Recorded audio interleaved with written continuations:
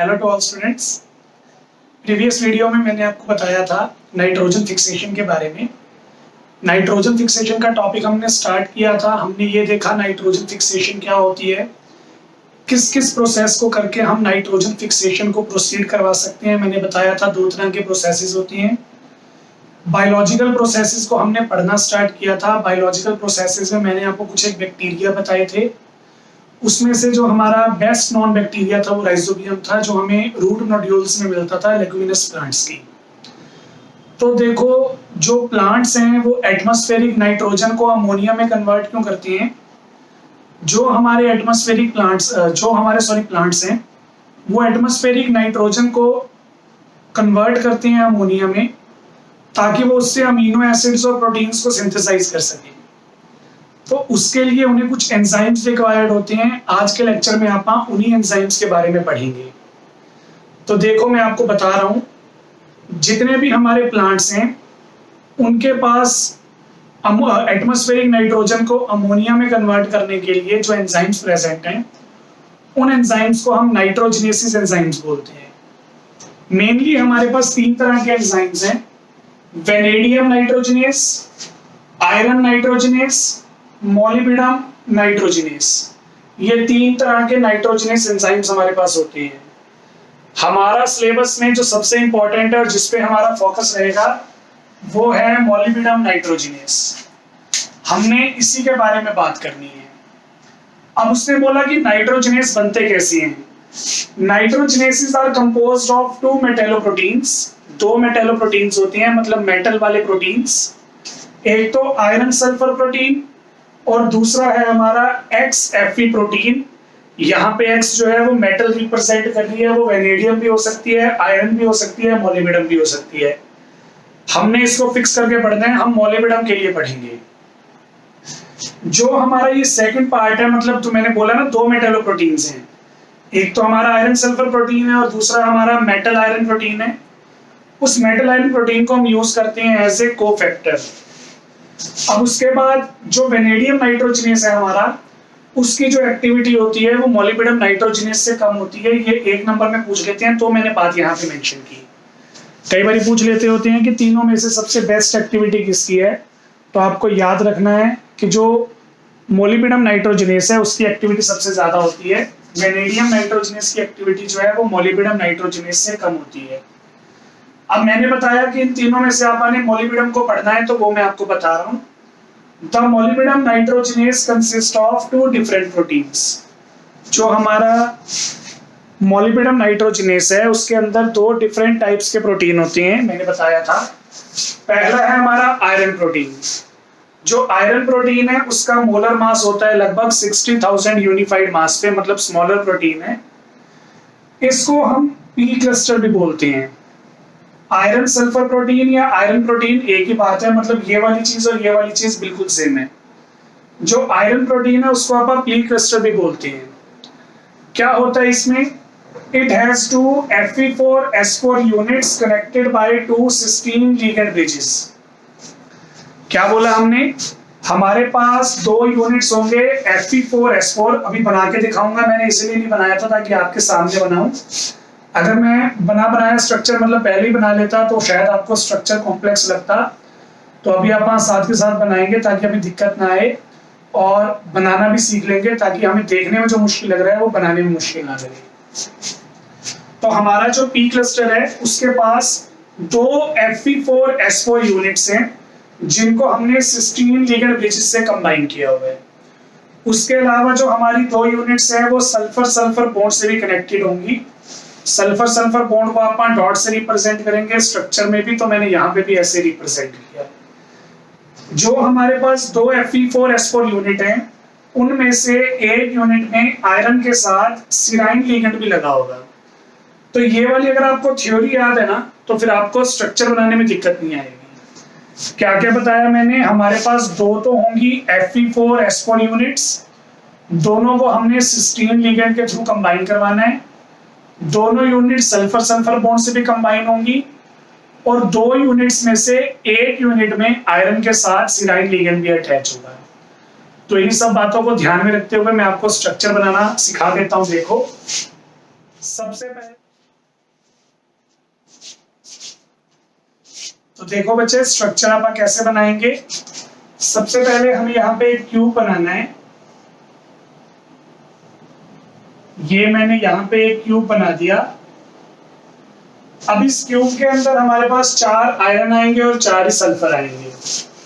हमें ये 4 आयरन और 4 सल्फर जो हैं वो टेट्राहेड्रली अरेंज करने हैं। तो वो देखो कैसे अरेंज कर रहे हैं टेट्राहेड्रली। 2 आयरन मैंने ऊपर लगा दिए।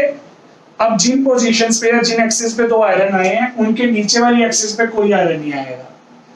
ये मैं आपको बता चुका हूँ लास्ट सेमेस्टर में भी, जब आप वहाँ कॉम्प्लेक्सेस वगैरह पढ़ रहे थे CFT में। अब जो 4 पोजीशंस बच गई हैं हमारी, वहां पे आएगा सल्फर। तो ये मैंने बना लिया सल्फर। ये हमारे पास हमारी एक Fe4S4 यूनिट हो गई। ऐसा ही हमें एक और बनाना है, तो वो मैं यहां बना रहा हूं। देखो तो ये एक और क्यूब आ गया।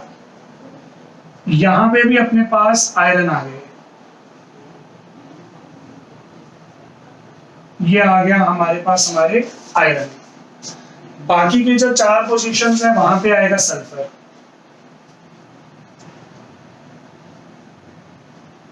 तो ये हमारे पास हमारी 2 Fe4S4 यूनिट्स आ गई।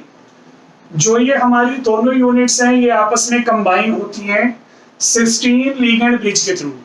सिस्टीन में कौन आएगा? सल्फर आएगा, जो इन दोनों को कंबाइन करेगा। देखो ये सल्फर भी सिस्टीन का, ये सल्फर भी सिस्टीन का। दोनों यूनिट सिस्टीन लिगेंड के थ्रू आपस में कंबाइंड होती हैं। और इसके साथ मैंने बोला था एक सल्फर सल्फर बॉन्ड भी होती है, जो डॉटेड दिखाएंगे आप, तो वो ये रही, सल्फर सल्फर बॉन्ड भी प्रेजेंट होती है। जितने भी आयरन है वो सभी सिस्टीन के साथ कंबाइन होंगे। यहाँ पे ये दोनों आयरन सिस्टीन के साथ कंबाइन हो गए, तो ये भी सिस्टीन के साथ होगा और ये भी सिस्टीन के साथ होगा। सिमिलरली यहाँ पे 2 आयरन है, ये भी सिस्टीन वाले सल्फर के साथ और ये भी सिस्टीन वाले सल्फर के साथ। फिर मैंने लास्ट में क्या बोला था, जो हमारी 2 Fe4S4 यूनिट्स हैं, दोनों में से एक यूनिट के साथ, दोनों के साथ नहीं, दोनों में से एक यूनिट के साथ आयरन में सिराइन लिगेंड भी प्रेजेंट होगा। तो यहाँ पे अपने पास आयरन के साथ सिराइन लिगेंड भी प्रेजेंट है। तो ये हमारे पास हमारा स्ट्रक्चर आ गया Fe प्रोटीन का। तो ये मैंने इसलिए नहीं बनाया था पहले, ताकि मैं साथ साथ बना सकूं और आपको समझा भी सकूं, ताकि आपको स्ट्रक्चर में दिक्कत ना आए। एक छोटी सी गलती बच्चे यहाँ पे ये करती हैं कि दोनों जो क्यूब हैं उनके फेस सेम साइड बना देंगे। ऐसा नहीं है। अगर मैंने इस क्यूब का फेस इस साइड बनाया था तो इसका इस साइड बनाया। आयरन जो है वो आमने सामने आने चाहिए। तो इन छोटी छोटी बातों का ध्यान रखना, नहीं तो आपको बारी बारी कट करना पड़ेगा, टाइम भी वेस्ट होगा और आंसर भी थोड़ा कॉम्प्लिकेटेड लगेगा टीचर को। तो इन बातों का ध्यान रखना। तो ये हमारे पास हमारे मोलिब्डेनम नाइट्रोजनेस एंजाइम का पहला प्रोटीन था Fe प्रोटीन, ये इसको पी क्लस्टर भी बोल देते हैं। फिर हमारे पास सेकेंडली आता है हमारा MOFE प्रोटीन। अब ये हमारा कोफैक्टर है, लार्जर प्रोटीन है। इसका मोलर मास होता है 2,20,000 से लेके 2,40,000 तक। जो हमारा MO एटम है यानी कि मोलिब्डेनम एटम है, वो भी तो Fe4S4 यूनिट्स के साथ कंबाइंड होगा।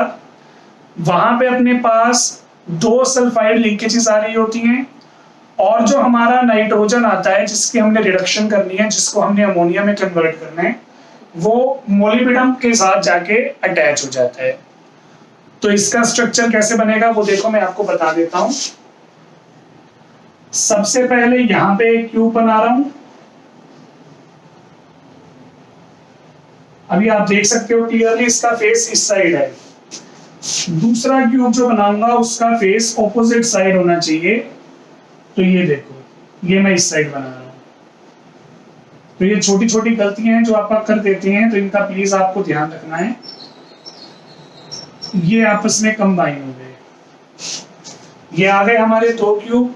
अब देखो वही वाली चीज, 4 आयरन लगाने हैं टेट्राहेड्रल अरेंजमेंट में और 4 आपको सल्फर लगाने हैं। आयरन की अरेंजमेंट कर दोगे तो बाकी जो पोजीशन बचेंगे उसमें ऑटोमेटिकली सल्फर आ ही जाएगा। सेम चीज यहाँ पे।